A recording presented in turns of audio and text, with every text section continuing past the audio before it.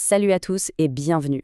Aujourd'hui, on va décortiquer un sujet central dans Active Directory, les groupes. On va voir qu'une bonne stratégie de groupe, c'est bien plus qu'une simple question d'organisation.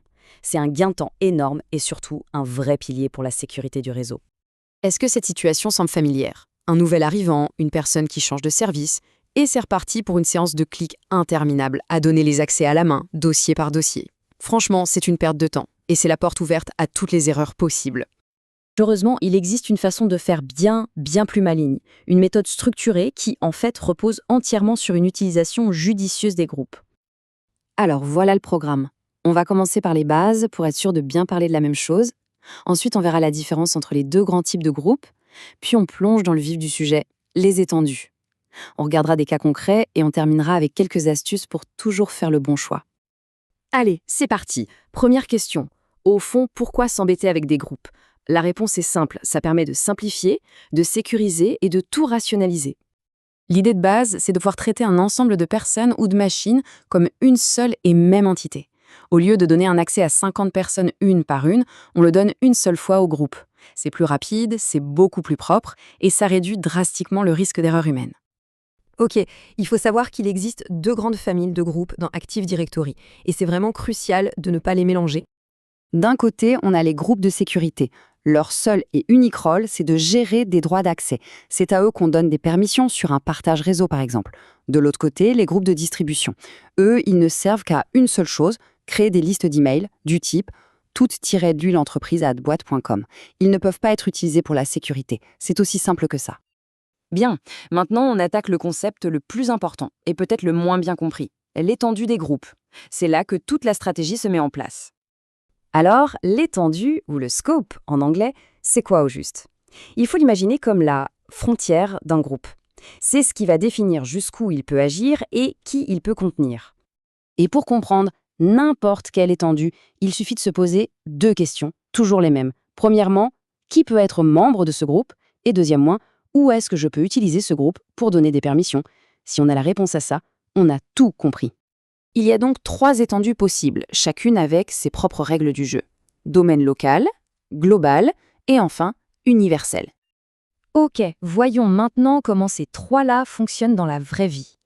On commence avec le domaine local. Le meilleur moyen de se les représenter, c'est de les voir comme des gardiens de ressources. Leur mission, c'est de protéger les ressources de leur propre domaine, uniquement. Et c'est là que ça devient intéressant. Pour ce qui est des membres, les groupes de domaine local sont très ouverts. Ils peuvent accueillir des utilisateurs ou des groupes de n'importe quel domaine de la forêt. Par contre, et c'est le point clé, ils ne peuvent donner des permissions qu'à des ressources locales, dans leur domaine à eux. Ensuite, les groupes globaux. Si les premiers étaient les gardiens, ceux-ci sont les organisateurs. Leur job, c'est de rassembler des utilisateurs qui ont des points communs, en général liés à leur fonction, comme l'équipe marketing ou l'équipe finance, au sein d'un même domaine. Et là, c'est exactement l'inverse du domaine local. Un groupe global est très strict sur qui peut en être membre, seulement des comptes de son propre domaine. Par contre, une fois créé, ce groupe peut être utilisé pour demander des accès à des ressources partout, dans n'importe quel domaine de la forêt. Et pour finir, les groupes universels. Eux, c'est la solution pour les environnements plus complexes, avec plusieurs domaines qui doivent communiquer. Comme leur nom l'indique, leur portée est universelle. Une chose importante à savoir, c'est qu'ils sont listés dans le catalogue global, ce qui les rend visibles de partout. Les groupes universels, c'est la flexibilité maximale. Ils peuvent avoir des membres de n'importe quel domaine et on peut les utiliser pour donner des permissions n'importe où. C'est très puissant, mais attention, chaque modification sur un groupe universel est répliquée sur tout le réseau, donc à utiliser avec parcimonie pour ne pas saturer la bande passante. Bon, maintenant qu'on a toutes les pièces du puzzle, comment on les assemble? Il existe une méthode standard, une bonne pratique reconnue partout, qui se résume en un acronyme AGDLP. La logique est en fait très simple et élégante.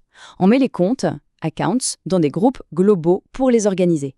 On met ensuite ces groupes globaux dans des groupes de domaine local qui, eux, protègent la ressource. Et pour finir, on applique les permissions directement sur ce groupe de domaine local. C'est une chaîne claire, logique et surtout très facile à gérer sur le long terme. Allez, pour finir, comment s'y retrouver et faire le bon choix au quotidien sans se prendre la tête? Voilà un petit récapitulatif. On utilise les groupes globaux pour rassembler les gens par métier. On utilise les groupes de domaine local pour protéger les ressources et on garde les groupes universels pour les cas plus rares où on a vraiment besoin d'un accès qui traverse plusieurs domaines. S'il n'y avait qu'une seule phrase à retenir de tout ça, ce serait celle-ci. Elle résume parfaitement la stratégie AGDLP. C'est le principe qui devrait guider la création de n'importe quelle structure de permission pour qu'elle soit propre, sécurisée et qu'elle tienne la route pendant des années.